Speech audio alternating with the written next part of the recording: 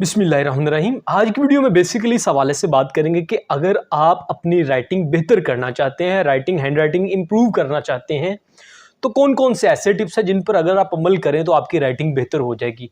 और अगर मैं अपनी बात करूं तो 9th 8th क्लास में मेरी अपनी राइटिंग इंतहाई गंदा थी और उसके बाद मैंने कॉन्शियस या अनकॉन्शियस तौर पर इन टिप्स इन ट्रिक्स पे अमल किया, इनको इम्प्लीमेंट किया और मेरी राइटिंग बेहतर होना शुरू हो गई। तो मैं उम्मीद करूंगा कि अगर आपने इन टिप्स को इम्प्लीमेंट करना शुरू कर दिया तो कुछ ही दिनों में आपकी राइटिंग बेहतर होना शुरू हो जाएगी इंशाल्लाह। तो सबसे पहले नंबर पर जो टिप नंबर 1 है वो ये है कि सबसे पहले नंबर पर आपको ये सोचना पड़ेगा कि क्या आप वाकई अपनी राइटिंग को ठीक करना चाहते हो।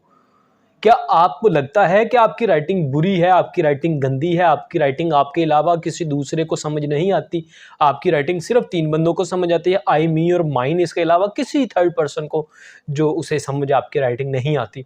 तो अगर तो आप एक्सेप्ट करते हैं कि मेरी राइटिंग किसी और को समझ नहीं आती तो देन फिर आप इसे ठीक करने की तरफ जाएंगे। बट अगर आप एक्सक्यूजेस देते रहते हो कि मैंने जल्दी लिखा इस वजह से राइटिंग गंदी हुई, मैंने ये किया इस वजह से राइटिंग गंदी हुई, मैंने ये किया इस वजह से राइटिंग गंदी हुई, अदरवाइज मेरी राइटिंग बड़ी ज़बरदस्त, तो फिर आप अपनी राइटिंग को बेहतर शायद ना कर पाओ। नंबर 1 थिंग कि आपको ये देखना पड़ेगा कि क्या आप इस चीज़ को मानते हो कि आपकी राइटिंग गंदी है। अगर मानते हो तो फिर आप उसे ठीक भी करना शुरू कर दोगे। अब दूसरे नंबर पर जो काम आपने करना है कि आप जब लिखो, अब आपने मान लिया, अब आपने करना है जब आप लिखो तो आप स्लो लिखो, आप ज़्यादा तेज़ ना लिखो। स्टार्ट आप स्लो लिखो लेकिन आप अच्छा खूबसूरत लिखो। स्लो लेकिन ब्यूटीफुल, खूबसूरत लफ्ज़ आप यानी कि जितना बेहतर लिख सकते हो उतना बेहतर लिखो। हम जल्दी के चक्कर में बाज़ औक़ात गंदी राइटिंग कर देते हैं। अब राइटिंग को तेज़ किस तरह से करना है उसके लिए क्या चीज़ है वो बाद में बात करते हैं।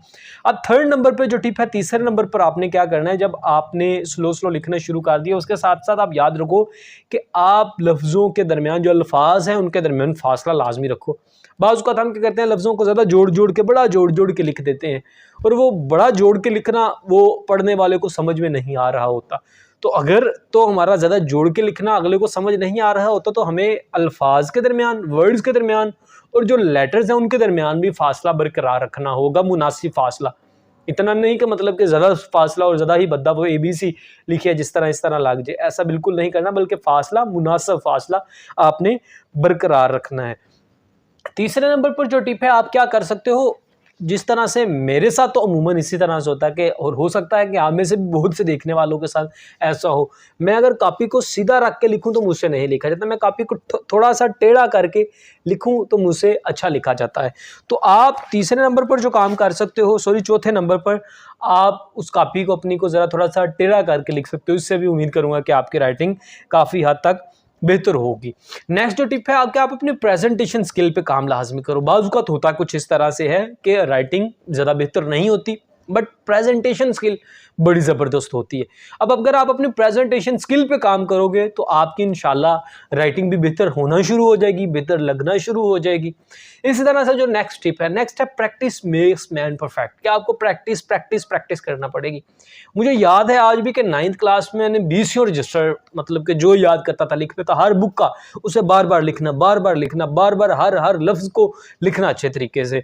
मतलब कि इंग्लिश का अगर एक लेटर याद करना है उससे मतलब कि एक दफ़ा लिखा, कोई गलती दूसरी दफ़ा फिर लिखा, कोई गलती है तीसरी दफ़ा फिर लिखा, अगेन एंड अगेन लिखते रहना, जिससे राइटिंग बेहतर होने में मुझे तो बड़ा फ़ायदा मिला था।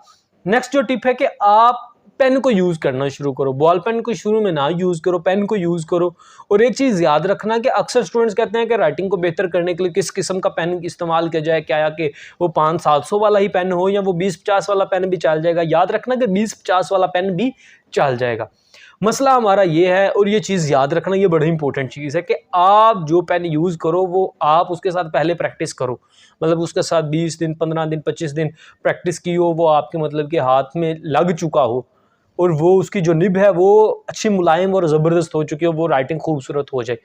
तो आप ये काम भी कर सकते हो कि आप उसे बड़ा ज़बरदस्त तरीके से पेन को मतलब कि ज़्यादा इस्तेमाल कर करके पेन की भी प्रैक्टिस हाथ में करवा लो और वो फिर बेहतर लिखेगा, वो अच्छे तरीके से चलेगा। इसी तरह से आप अपना सिटिंग पोस्चर जो है, खुद अपना बैठने का देखो कि आप किस पोस्चर में बैठ के अच्छा लिख सकते हो। बाज़ स्टूडेंट मतलब कि ज़्यादा ही टेढ़े होकर लिखते हैं और उनका अच्छा नहीं लिखा जाता। तो आप एक ज़बरदस्त पोस्चर में बैठो जिससे आपको लगे कि यार इससे मेरी राइटिंग बेहतर होगी, इससे मेरी राइटिंग इंप्रूव होगी। नेक्स्ट टिप जो है कि आप एक लाइन में लिखो। अक्सर स्टूडेंट ये गलती करते हैं कि वो लिखते हैं, ऊपर को चले जाते हैं या नीचे को चले जाते हैं। अगर लाइनों वाली कॉपी पे लिखो, आप माइंड में रखो। वर्ड्स भी आप स्टार्ट पे, अगर आपकी इंग्लिश वर्ड्स में प्रॉब्लम है तो आप 4 लाइन्स जो कॉपी है उस पर लिख के प्रैक्टिस करो।